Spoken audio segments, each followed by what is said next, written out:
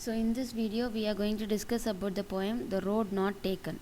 So here Robert Frost is the author of this poem, and he is a very simple ordinary poet, and he is an American poet who writes ordinary experiences but compares it to the practical life. So in this poem he compares the road to our life. So the road symbolizes our life. So he just tells about the road not taken by us. So we did not choose a road, and he tells what the thing about that road. So his choice, about his feeling, and what he left, about what he had left in the past. So here the poet chooses a path that is which gives us a result of his future and destination. So he tells that the path which we choose gives us the future and destination. So he also tells that when wrong choices are made, it cannot be corrected, or we cannot come back to the path to take the right path. So fine, the total poem he tells us that while making choices, one has to be very wise and careful. So while making choice, one has to be very wise and careful. So in the first stanza, two roads diverged in a yellow wood, and sorry I could not travel both. And be one traveller, long I stood, and looked down one as far as I could, to bend it to where it bent in the undergrowth. So in this stanza, two roads diverged in a wood, yellow wood. So here the yellow wood is something that which resembles the season of autumn. So he is walking down a road where the leaves are weared out. That is, during the season of autumn, all leaves used to fall down the trees, and the leaves have already weared out, and it is on the floor lying down on the road.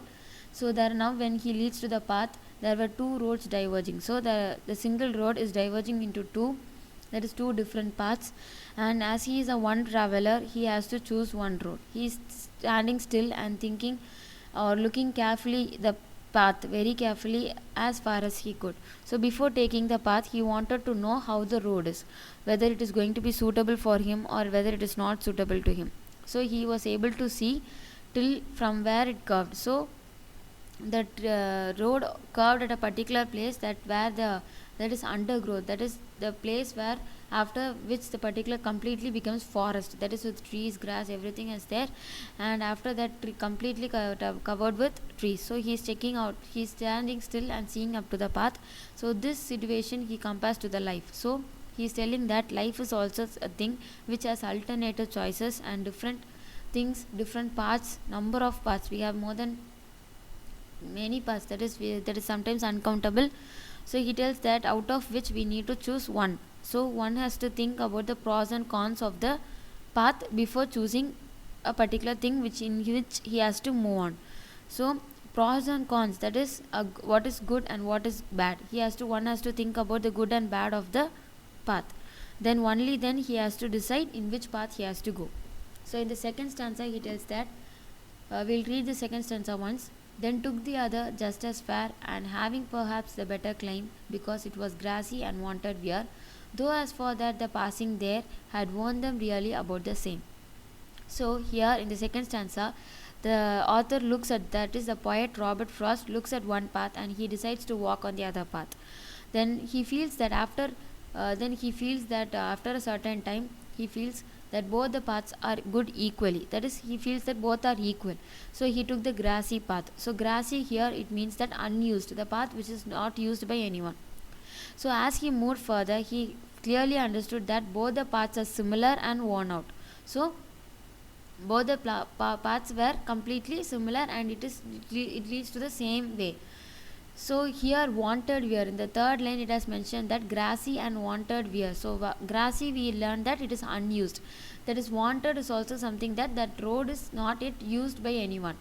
So this is this the two path, that is similarity of these two paths, and it is completely worn out. He compares this to life, as life is also something that we have different paths, and any option or any path if we choose, both all of them, all the paths or option which we choose has the same benefits, disadvantages, problems, whereas challenges.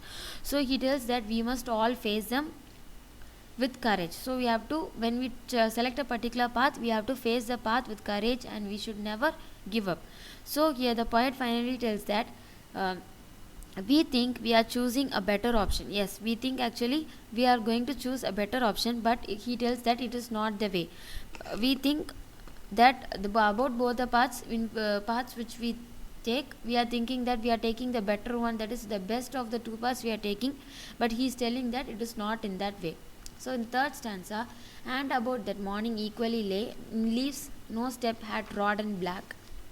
Oh, I kept the first for another day, yet knowing how way leads on to way, I doubted if I should never come back. So in this stanza, it is completely clearly mentioned and completely cleared our doubters, that is it's morning. So and he tells that both the paths are similar. So we have read it already in the second stanza. He tells that both the paths seems to be similar for him. So when he's stepping towards a path which is green in color, that is a grassy unused path he is taking. So he feels that one path can be taken for today and the another path for another day, but he also knows that both the paths lead to the same way. But he also and on the other hand, he also knew that he could never come back to take the another path. So this point of view, that is one can never come back to take the another path, he completely compares this to his life. That is, once the path is chosen in our life, if we choose one path, it is it is very clear that we have to keep moving ahead. So we cannot step back towards, that is, we can never we'll never get a chance to return back and choose the another path. We must keep moving on. That is, we have to be very confident in what on the path we choose, and we have to move with full confidence that we can do it. So he tells that you have to be very careful in choosing a path. If one's path is chosen, we must keep on moving ahead and we'll never get a chance to return back.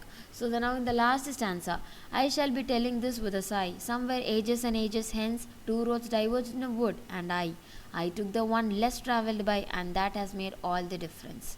So this tells that here I shall be telling this with a sigh. So he is telling something with a deep breath, that somewhere ages and ages hence. So here hence means it is in the future. So here he tells that in the future he will be taking a deep breath, and he told that after many years two roads diverged in a wood. So he tells that he has particularly reached a point where he had to choose a path, that is, he had to choose a decision, particular path to move in his life. So he has come to the point, and he used to tell that he took a path which was less traveled, so in which people less traveled in a less number, that is the grassy path which was unused. So he took the path, and that has made all the difference. That is, now that has created his future. That is, now that has become, that path showed what his destination is or what his future is. Now he is telling that we will also one day will be telling that we also reached a point or met a situation in such a way that we had options to select, and we had chosen an option, and that option has taken us to this future or destination which we are living. So he is telling that one should be very wise and careful in making choices. So he concludes this poem by telling that future depends on the choice that you make today. So what decision or what path which we are taking or which we are deciding to move on is the future of us. So we have to be very careful in choosing in the path which we have to move on. So this is the summary of the poem The Road Not Taken. Thank you.